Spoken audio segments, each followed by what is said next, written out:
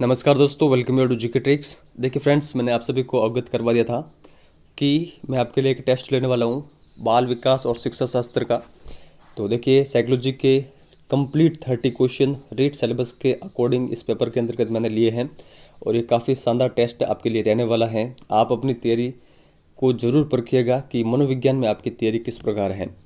और वीडियो के एंड में आपको अपना स्कोर भी शेयर करना है। टोटल 30 क्वेश्चन है, जो भी आपका स्कोर रहे। यहाँ पर मैं आपको टारगेट देना चाहूँगा कि अगर आप इन 30 प्रश्नों में से 22 के आसपास भी सही कर पाते हैं तो आपकी जो तैयारी है वो शानदार है। और इतना तो आपको अपना टारगेट लेके चलना होगा। तो अच्छे से इस टेस्ट को अटेम्प्ट करिएगा। तो चलिए शुरुआत करते हैं क्वेश्चन नंबर फर्स्ट से। निम्न में से कौन सा विकास का नियम नहीं है? तो देखते हैं सभी कथन। विकास प्रतिमान पूर्व कथनीय होते हैं, अतः इनकी भविष्यवाणी की जा सकती है। विकास निरंतर होता है, इसकी गति हमेशा एक जैसी रहती है। प्रत्येक विकासात्मक अवस्था में कुछ सामाजिक प्रत्याशय होती है। विकास के प्रत्येक क्षेत्र में कुछ अंतर्निहित कठिनाई होती है। तो देखिए, इनमें से कौन सा विकास का नियम नहीं है या फिर गलत दे रखा है वो आपको यहाँ पर बताना है। और हर क्वेश्चन के लिए मैं आपको 5 सेकंड का टाइम दूंगा, उसमें आपको अपना आंसर क्लिक करना है। अगर आपको इससे अधिक टाइम चाहिए तो आप वीडियो को पॉज करके अपना आंसर लगा सकते हैं। तो देखिए, इसका जो करेक्ट आंसर होगा, विकास का जो नियम नहीं है वो है ऑप्शन नंबर बी। देखिए, विकास निरंतर तो होता रहता है, लेकिन इसकी जो गति है वो हमेशा एक समान नहीं रहती है। तो इस कारण ये कथन यहाँ पर गलत है। बाकी जितने भी यहाँ पर ये दे रखे हैं ये सभी विकास के नियम हैं जो कि यहाँ पर सही दे रखे हैं। आगे चलते हैं। निम्न में से कौन सी पूर्व संक्रियात्मक विचार की एक सीमा नहीं है? अहम केंद्रीयता, अनुक्रमणीयता, ध्यान में केंद्रीयता, प्रतीकात्मक विचार का विकास। इसमें आपको बताना है कि जो जीन पियाजे की पूर्व सक्रियात्मक जो अवस्था है उसमें उसकी कौन सी सीमा नहीं है। इन 4 ऑप्शन में से वो बताना है। देखिए, इसका सही आंसर होगा पूर्व संक्रियात्मक विचार की सीमा नहीं है, प्रतीकात्मक विचार का विकास होना। देखिए, ये तो सीमा नहीं है, ये तो इसकी एक विशेषता है। बाकी जो अहम केंद्रीयता है, ध्यान का केंद्रीयता, ध्यान में केंद्रीयता यानी बालक केवल जो भी वस्तु है उसके केवल एक ही विचार को सोच पाते हैं। और अनुत्क्रमणशीलता यानी उलट पुलट कर वो विचार नहीं कर सकता है, पलटा विचिंतन नहीं कर सकता है। तो ये सभी कमियां होती हैं पूर्व संक्रियात्मक अवस्था में। बाकी जो प्रतीकात्मक विचार का विकास है वो इसके अंतर्गत होता है। ये इसकी सीमा नहीं है बल्कि इसकी विशेषता है। आगे यहाँ पर है, वंशानुक्रम के संदर्भ में गलत कथन निम्न में से कौन सा है? वो यहाँ पर आपको बताना है। वंशानुक्रम बालक का लिंग निर्धारित करता है। यह शारीरिक संगठन में महत्वपूर्ण योगदान देता है। इसमें रुचि, अभिवृत्ति, पसंद, नापसंद व मस्तिष्क की संवेदात्मक भावनाएं समावेशित होती हैं। यह जुड़वा बालकों के जन्म में योगदान देता है। तो वंशानुक्रम के संदर्भ में कौन सा गलत है वो आप बताएं यहाँ पर। देखिए, इसका जो सही आंसर होगा वंशानुक्रम के संदर्भ में जो गलत कथन है वो है ऑप्शन नंबर सी। इसमें रुचि, अभिवृत्ति, पसंद, नापसंद व मस्तिष्क की संवेदात्मक भावनाएं समावेशित होती है। देखिए, ये जितनी भी यहाँ पर ये दे रखी है ये विशेषता है वातावरण के अंतर्गत समावेशित होती है, ना कि वंशानुक्रम के अंतर्गत। बाकी जितनी भी यहाँ पर ऑप्शन दे रखे हैं इन सभी का संबंध है वंशानुक्रम से। तो ये थोड़ा सा आप ध्यान रखिएगा। आगे यहाँ पर देखते हैं, मैकडूगल की मूल प्रवृत्तियाँ व संवेग के संबंध में गलत युग्म कौन सा है वो आपको यहाँ पर बताना है। शरणागति, अपील, ये यहाँ पर मूल प्रवृत्ति है, इसका संवेग दे रखा है। घृणा, डिस्गस्ट, पलायन जो मूल प्रवृत्ति है जिसे इंग्लिश में एस्केप कहते हैं। भय, फियर, इसका संवेग है। दैन्य, सबमिशन, मूल प्रवृत्ति का संवेग। आत्महीनता, नेगेटिव सेल्फ फीलिंग। और संचय प्रवृत्ति, एक्विजिशन का जो संवेग है वो है स्वामित्व की भावना, फीलिंग ऑफ ऑनरशिप। तो आपको यहाँ पर क्या बताना है कि कौन सा सही नहीं है, गलत है। तो देखिए, इसका जो सही आंसर क्या होगा, देखिए जो शरणागति, अपील मूल प्रवृत्ति है, इसका जो संवेग होता है वो होता है डिस्ट्रेस। डिस्ट्रेस यानी करुणा। तो ये थोड़ा सा आप ध्यान रखिएगा। और जो देखिए जो घृणा है, डिसगस्ट, जो ये संवेग है ये रिपल्सन यानी निवृत्ति मूल प्रवृत्ति का संवेग है। तो आप ये ध्यान रखिएगा, रिपल्सन को आपको डिसगस्ट से इंटरलिंक करना है और जो अपील है इसको आपको डिस्ट्रेस से इंटरलिंक करना है। बाकी जितने भी यहाँ पर ये दे रखा है ये सभी सही हैं। और ये जितने भी देखिए इनकी 14 मूल प्रवृत्तियाँ हैं, इनको आप अच्छे से ध्यान में रखिएगा, यहाँ से एग्जाम में क्वेश्चन बनते हैं। आगे यहाँ पर देखते हैं, किशोर अवस्था में निम्न में से कौन सा लक्षण स्पष्ट दिखाई नहीं देता? अमूर्त चिंतन, मूर्त चिंतन, तर्क शक्ति की अपेक्षाकृत अधिक योग्यता, अध्ययन को केंद्रित करने की अधिक योग्यता व दक्षता। तो यहाँ पर सही क्या होगा? देखिए जो किशोर अवस्था की, यहाँ पर आप डायरेक्टली कह सकते हैं कि कौन सा किशोर अवस्था की विशेषता नहीं है। तो देखिए जो लक्षण स्पष्ट रूप से किशोर अवस्था में नहीं दिखाई देता है वो है ऑप्शन नंबर बी, मूर्त चिंतन। बाकी यहाँ पर जितनी भी विशेषताएं ये सभी हैं किशोर अवस्था की। आगे देखते हैं, बालक प्राय अनिवार्य रूप से किसी न किसी समूह का सदस्य हो जाता है जो अच्छे खेल खेलने और ऐसे कार्य करने के लिए नियमित रूप से एकत्र होता है जिसके बारे में बड़ी आयु के लोगों को कुछ नहीं बताया जाता। यहाँ पर ये जो परिभाषा दे रखी है, उक्त परिभाषा किन की है वो बताना है। स्ट्रेंग, क्रो एवं क्रो, कॉलसेनिक या फिर रॉस। देखिए बाल्यावस्था के संबंध में ये परिभाषा है और ये दी गई थी ऑप्शन नंबर डी, रॉस के द्वारा। तो आप ये थोड़ा सा ध्यान रखिएगा। यहाँ पर देखिए बीच में अच्छे खेल, अधिकतर स्टूडेंट खेल का नाम आते ही स्ट्रेंग पर सही कर देते हैं, लेकिन जो ये परिभाषा है ये स्ट्रेंग की ना होकर ये किसकी है? रॉस की है। तो थोड़ा सा इसके बारे में ध्यान रखिएगा। आगे यहाँ पर देखते हैं, व्यक्तिगत भिन्नताओं के मापन की सर्वोत्तम मापनी कौन सी है? नामित मापनी, अंतराल मापनी, क्रम सूचक मापनी, समानुपाती मापनी। देखिए सही आंसर क्या होगा? इसका सही आंसर है ऑप्शन नंबर बी, अंतराल मापनी। व्यक्तित्व के संदर्भ में कौन सा कथन असत्य है वो आपको यहाँ पर बताना है। व्यक्तित्व अपूर्व और विशिष्ट होता है। व्यक्तित्व वंशानुक्रम और वातावरण की संयुक्त उपज है। व्यक्तित्व व्यक्ति के अर्धचेतन और अचेतन व्यवहार तक फैला रहता है। व्यक्तित्व व्यक्ति के केवल बाहरी रूप तक सीमित होता है। कौन सा कथन असत्य है वो आप बताएं यहाँ पर। देखिए सही आंसर क्या होगा? ऑप्शन नंबर डी, ये कथन यहाँ पर गलत है व्यक्तित्व के बारे में। बाकी ऊपर की जो ये तीनों विशेषताएं ये व्यक्तित्व के अंतर्गत होती हैं, तो इनके बारे में आप ध्यान रखिएगा। निम्न में से कौन सा व्यक्तित्व का प्रक्षेपी परीक्षण नहीं है? तो कौन सा नहीं है? 16 PF परीक्षण, TAT, शब्द साहचर्य परीक्षण या फिर सभी। देखिए सही आंसर क्या होगा? यहाँ पर क्या पूछ रहे हैं? व्यक्तित्व का प्रक्षेपी परीक्षण नहीं है। ठीक है, तो सही आंसर होगा 16 PF परीक्षण। बाकी जो TAT और शब्द साहचर्य परीक्षण है ये तो प्रक्षेपी परीक्षण है व्यक्तित्व के। जो व्यक्तित्व का ये PF 16 PF परीक्षण है ये प्रक्षेपी परीक्षण नहीं है। तो ये आप थोड़ा सा ध्यान रखिएगा। आगे यहाँ पर देखते हैं, निम्न में से कौन सा सत्य कथन नहीं है? IQ के विपरीत सांवेगिक बुद्धि जीवन में सफलता की सर्वोत्तम पूर्व सूचना देती है। सांवेगिक बुद्धि एक इकाईगत क्षमता नहीं है। मेयर स्केल सांवेगिक बुद्धि को मापने का उपकरण है। संवेगों के दौरान हमेशा शारीरिक परिवर्तन भी साथ में होते हैं। कौन सा कथन यहाँ पर सत्य नहीं है वो बताएं आप। तो देखिए सही आंसर क्या होगा? ऑप्शन नंबर डी से सही आंसर है। संवेगों के दौरान हमेशा शारीरिक परिवर्तन भी साथ में होते हैं, ये कथन सही नहीं है। बाकी जितने भी यहाँ पर कथन दे रखे हैं ये सभी सही है सांवेगिक जो ये बुद्धि है इनके संबंध में। आगे यहाँ पर देखते हैं, एक बालक की वास्तविक आयु 12 वर्ष तथा बुद्धि लब्धि 125 है तो उसकी मानसिक आयु कितनी होगी? देखिए IQ का सूत्र क्या होता है, उस सूत्र को आप यहाँ पर पुटअप करें और जो भी इसका सही आंसर है वो आप लगाने की कोशिश करें। तो देखिए इसका जो सही आंसर होगा, देखिए IQ का सूत्र क्या होता है? मानसिक आयु बटे वास्तविक आयु। तो मानसिक आयु तो हमें ज्ञात करनी है ठीक है। वास्तविक आयु कितनी है? 12 वर्ष। अगर आप यहाँ पर इसको काट पीट कर करते हैं तो इसका जो सही आंसर क्या होगा? इसका सही आंसर आएगा 15 वर्ष, बी नंबर ऑप्शन। पर आप देखिए IQ की जगह 125 जो मान है वो पुटअप करिएगा और इसको एक बार सॉल्व जरूर करिएगा, आपको आपका आंसर मिल जाएगा 15 वर्ष।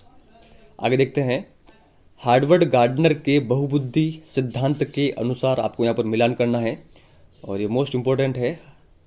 तो देखिए यहाँ पर क्या क्या दे रखा है बुद्धि के प्रकार में: संगीतात्मक, भाषिक, अंतर्व्यक्तिक और स्थानिक। और उनके सामने अंतःवस्था में पत्रकार, तबला वादक, मूर्तिकार और चिकित्सक। तो आप यहाँ पर मिलान करें और नीचे मैं आपको ऑप्शन दिखा देता हूँ। यहाँ पर ये ऑप्शन है। देखिए अब हम इसको यहाँ पर मिलान करते हैं। देखिए संगीतात्मक बुद्धि होती है तबला वादक के अंतर्गत और जो भाषिक बुद्धि है ये होती है पत्रकार में। अंतर्व्यक्तिक बुद्धि ये होती है चिकित्सक में और जो स्थानिक बुद्धि है वो होती है मूर्तिकार के अंतर्गत। तो ए का हो रहा है सेकंड, ए का सेकंड 3 ऑप्शन में दे रखा है, फिर बी का फर्स्ट 2 ऑप्शन में दे रखा है, सी का फोर्थ केवल इस ऑप्शन में दे रखा है और डी का क्या है? डी का है थर्ड नंबर। तो देखिए ये इसका सही आंसर होगा ऑप्शन नंबर थर्ड। तो आप ये ध्यान रखिएगा। देखिए जितने भी ये हार्वर्ड गार्डनर ने बुद्धि के प्रकार बताए हैं उनके अंतर्गत कौन कौन शामिल होते हैं उनके बारे में आप ध्यान रखिएगा, क्योंकि यहाँ से एग्जाम में क्वेश्चन पुटअप होते हैं। दृष्टिबाधित बालकों हेतु किस प्रकार की शिक्षण सामग्री सर्वाधिक प्रभावी होगी? वीडियो आधारित, दृश्य सामग्री आधारित, स्पर्शात्मक या फिर इनमें से कोई नहीं। देखिए सही आंसर क्या होगा? देखिए दृष्टिबाधित जो बालक होते हैं उनके लिए जो सबसे प्रभावी शिक्षण सामग्री होगी वो होगी स्पर्शात्मक। वीडियो आधारित जो शिक्षण सामग्री है आगे वो स्टूडेंट दृष्टिबाधित है तो अधिक इम्पोर्टेंट नहीं हो सकती, और दृश्य जो सामग्री है ये भी अधिक उपयुक्त ऑप्शन नहीं है। जो स्पर्शात्मक यहाँ पर शिक्षण सामग्री होंगी वो सबसे अधिक प्रभावी होंगी दृष्टिबाधित बालकों के लिए। संपुष्ट कार्यक्रम जरूरी होते हैं किन बालकों के लिए? कमजोर अधिगमकर्ताओं के लिए, प्रतिभाशाली बालकों के लिए, साधारण बालकों के लिए या फिर शारीरिक अयोग्य बालकों के लिए। तो देखिए सही आंसर क्या होगा? सही आंसर होगा ऑप्शन नंबर बी, प्रतिभाशाली बालकों के लिए जो संपुष्ट कार्यक्रम है वो जरूरी होते हैं। बी नंबर ऑप्शन सही आंसर होगा। डिस्प्रैक्सिया के लक्षणों में से एक है वर्तनी समझने में समस्या, गणितीय गणना करने में समस्या, एक कलम पकड़ने व लिखने में समस्या, भाषा के उच्चारण में समस्या। तो इसका सही आंसर क्या होगा? डिस्प्रैक्सिया का लक्षण कौन सा है इनमें से? देखिए डिस्प्रैक्सिया का जो लक्षण है वो है ऑप्शन नंबर सी, एक कलम पकड़ने और लिखने में जो समस्या होती है वो होती है डिस्प्रैक्सिया। तो सी नंबर ऑप्शन यहाँ पर सही आंसर होगा। और जो गणितीय संबंधी गणना के संबंध में जो समस्या होती है उनको क्या कहते हैं? डिस्कैलकुलिया। आगे यहाँ पर देखते हैं, ये मोस्ट इंपॉर्टेंट क्वेश्चन है और हर बार इस प्रकार के क्वेश्चन एग्जाम में आते हैं। एक विद्यार्थी जो परीक्षा में असफल हो जाता है वह परीक्षक को दोष देता है, इस प्रकार की रक्षा युक्ति कहलाती है। औचित्य सिद्ध करना, प्रक्षेपण, क्षतिपूर्ति या फिर प्रतिक्रिया निर्माण। तो कौन सा सही आंसर होगा आप बताएं यहाँ पर? देखिए सही आंसर क्या होगा? ऑप्शन नंबर बी, प्रक्षेपण। तो आप ध्यान रखिएगा। आगे देखते हैं यहाँ पर, शिक्षक के समायोजन की प्राथमिक जिम्मेदारी होती है प्रधानाचार्य, समुदाय, स्वयं शिक्षक या फिर विद्यार्थी। तो देखिए इसका सही आंसर होगा शिक्षक के समायोजन की जो प्राथमिक जिम्मेदारी होती है वो होती है स्वयं शिक्षक की। सी नंबर ऑप्शन सही आंसर होगा। आगे यहाँ पर देखते हैं, श्याम को अपने पारिवारिक समारोह में भाग लेना पसंद नहीं है और अपनी माता को भी उदासीन रखना भी नहीं चाहता। यहाँ पर कौन सा संघर्ष है वो आपको बताना है। परिहार परिहार, उपगम उपगम, उपगम परिहार या फिर द्वि उपगम परिहार। देखिए यहाँ पर जो दोनों इच्छाएं हैं, दोनों इच्छाएं श्याम के अनुकूल नहीं है, विपरीत हैं, लेकिन उन दोनों में से श्याम को एक का चयन तो करना ही है।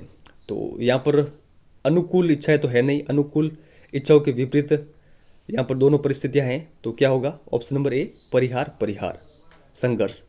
तो ए नंबर ऑप्शन सही आंसर होगा।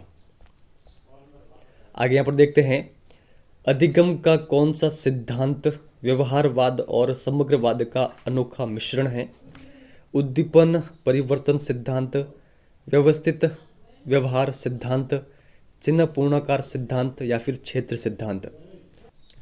तो इसका देखिए सही आंसर क्या होगा? इसका सही आंसर होगा चिन्ह पूर्णाकार सिद्धांत।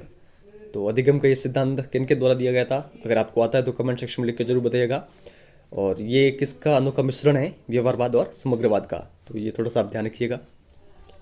आगे यहाँ पर देखते हैं, बालक की अनुबंधित उद्दीपक के समान अन्य उद्दीपक के प्रति प्रतिक्रिया की प्रवृत्ति है। तत्परता, अर्जन, सामान्यीकरण या फिर विभेदीकरण। तो देखिए सही आंसर क्या होगा? देखिए जो बालक की अनुबंधित जो उद्दीपक है उसके समान ही अन्य उद्दीपकों के प्रति जो अनुक्रिया होती है वो होती है सामान्यीकरण। सी नंबर ऑप्शन सही आंसर होगा। देखिए तत्परता तो होगी नहीं, अर्जन भी है नहीं और विभेदीकरण भी है नहीं। आप ऑप्शन को काट कर भी अपना आंसर लगा सकते हैं। तो आप थोड़ा सा ध्यान रखिए। आगे यहाँ पर देखते हैं, अभिप्रेरणा एक वह प्रक्रिया नहीं है जो, यहाँ पर ऑप्शन देखते हैं, व्यवहार को ऊर्जित करती है और उसे बनाए रखती है, व्यवहार को निर्देशित और नियमित करती है, व्यवहार को प्रत्यक्ष अवलोकनीय बनाती है, व्यवहार को चयनित और लक्ष्योन्मुख करती है। तो अभिप्रेरणा कौन सी प्रक्रिया नहीं है वो आपको बताना है। देखिए अभिप्रेरणा के संबंध में जो ऑप्शन ए, बी और डी दे रखे हैं ये उपयुक्त हैं, बाकी जो सी नंबर है ये इसके संबंध में सही नहीं है। तो सी नंबर ऑप्शन इसका सही आंसर होगा। तो आप ये ध्यान रखिएगा। निम्न में से कौन सी मैस्लो के आवश्यकता सिद्धांत की अवस्था नहीं है? आध्यात्मिक आवश्यकता, सुरक्षा आवश्यकता, शारीरिक आवश्यकता या फिर आत्मसम्मान की आवश्यकता। मैस्लो ने कौन सी आवश्यकता नहीं बताई है, आप बताइए यहाँ पर। तो देखिए मैस्लो के द्वारा जो आवश्यकता नहीं बताई गई है वो ऑप्शन नंबर ए है, आध्यात्मिक आवश्यकता।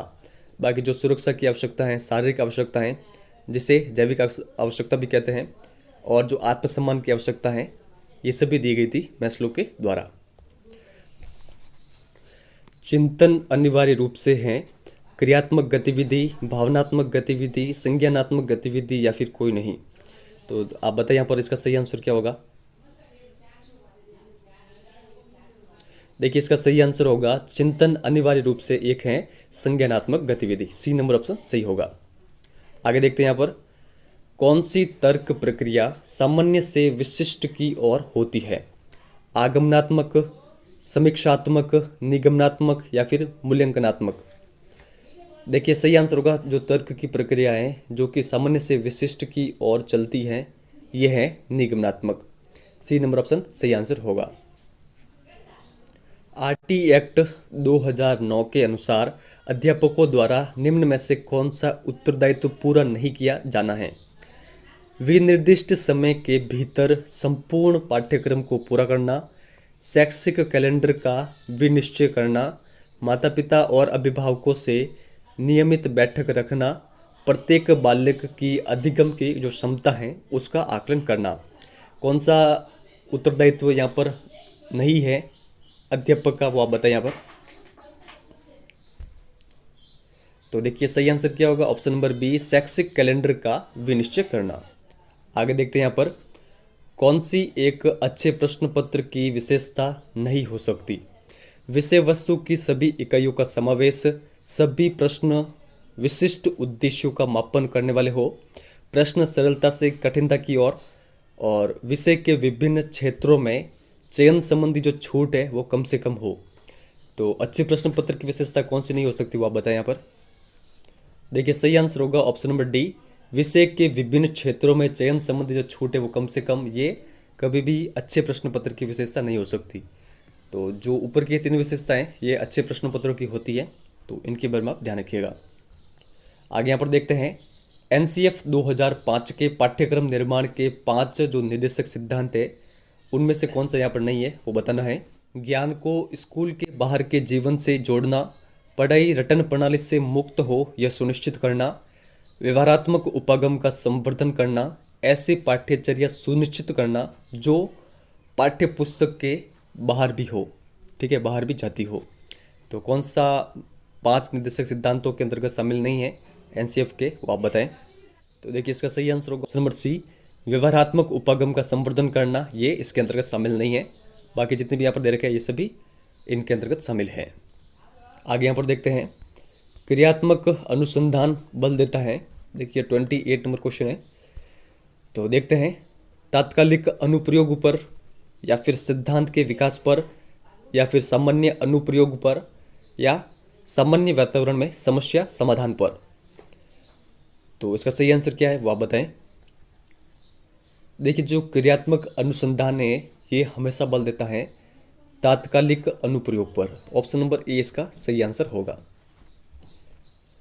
कक्षा में शिक्षण अधिगम की दृष्टि से शिक्षक को बालकों के विकास में किन पक्षों को ध्यान में रखना चाहिए? शारीरिक, मानसिक, संवेगात्मक या फिर सामाजिक। अब देखिए इनमें से भी कौन सा है जो सर्वाधिक उपयुक्त है, उनका आपको चयन करना है। तो देखिए इसका जो सही आंसर होगा वो होगा, जिन पक्षों को ध्यान में रखना चाहिए उनमें मानसिक, संवेगात्मक और सामाजिक पक्ष शामिल होने चाहिए। तो बी सी डी इसका सही आंसर होगा, जो कि सेकंड नंबर ऑप्शन में दे रखे हैं। और ये हमारा अंतिम प्रश्न है, छात्र की विद्यालय उपलब्धि निर्भर करती है, किस पर निर्भर करती है? स्वयं बुद्धि, रुचि, अभिप्रेरणा। सेकंड है रुचि, बुद्धि, अभिप्रेरणा, लिंग। थर्ड है अभियोग्यता, बुद्धि, अभिप्रेरणा, जाति। और चौथा ऑप्शन है रुचि, बुद्धि, शारीरिक बनावट और अभिप्रेरणा। तो कौन सा सही होगा? देखिए इसका जो सही आंसर होगा, छात्र की जो विद्यालय उपलब्धि है ये निर्भर करती है। देखिए ऑप्शन के अकॉर्डिंग भी आप इसको कर सकते हैं। देखिए इसमें लिंग कभी भी शामिल नहीं होगा, जाति भी शामिल नहीं होगी और शारीरिक बनावट भी इसमें शामिल नहीं होगी। तो सही आंसर क्या बचता है? स्वप्रत्यय, बुद्धि, रुचि और अभिप्रेरणा। ए नंबर ऑप्शन इसका सही आंसर होगा। तो आपका जितना भी स्कोर बन रहा है वो आप यहाँ पर शेयर जरूर करिएगा। अगर आपका देखिए 22 के आसपास भी स्कोर है, कम 1-2 नीचे कम भी हो सकते हैं और अधिक तो कितने भी। तो अगर देखिए 20 भी आपके सही हो रहे हैं तो भी आपकी जो तैयारी है वो अच्छे हैं पात्रता के अकॉर्डिंग, और आपको चिंता करने की आवश्यकता नहीं है। लेकिन अगर आपके 20 से भी कम बन रहे हैं तो आप थोड़ा सा ध्यान दें, और अधिक से अधिक देखिए प्रैक्टिस अगर आप करेंगे तो आपका स्कोर अच्छा बन जाएगा। और देखिए चैनल को विजिट करिएगा, और जो मैंने एनसीईआरटी की वीडियोस डाले हैं, जैसे कि एनसीईआरटी 6 to 8 के राजस्थान जीके की वीडियोस, और जो 9-10 की बुक के राजस्थान जीके के जो मैंने वीडियोस डाले हैं उनको आप ज़रूर एक बार रिवाइज करिएगा। जो हाल ही में एग्ज़ाम हुआ है, 2 बड़े एग्ज़ाम, कंप्यूटर अनुदेशक का और जो लैब असिस्टेंट का, उसमें देखिए जो अधिकतर प्रश्न थे वो थे जो आरबीएससी की 10th क्लास की राजस्थान जीके की बुक है, ठीक है, कला संस्कृति वाली, उसमें काफ़ी अधिक प्रश्न बने थे। तो उन वीडियोस को आप ज़रूर देखिएगा, मैंने सारे फैक्ट इंक्लूड किए हैं। अगर आपका वो मैटर कवर है तो आपकी जो तैयारी है वो काफ़ी शानदार है। रीड में भी देखिए मैं आपको यहाँ पर आप इसको आंशिक भविष्यवाणी समझ सकते हैं, 5+ क्वेश्चन केवल 10th क्लास की बुक से आपको मिल जाएंगे, जो राजस्थान जीके वाली बुक है। तो इस बुक को आप अच्छे से कवर कर लीजिएगा। तो इस वीडियो में इतना ही। वीडियो अगर आपको हेल्पफुल लगा है तो लाइक और शेयर जरूर करिएगा। अपने अधिक से अधिक फ्रेंड को इस टेस्ट के बारे में सजेस्ट जरूर करिएगा, और उन्हें आप जरूर प्रेरित करिएगा ये टेस्ट अटेम्प्ट करने के लिए। तो इस वीडियो में इतना ही है। धन्यवाद।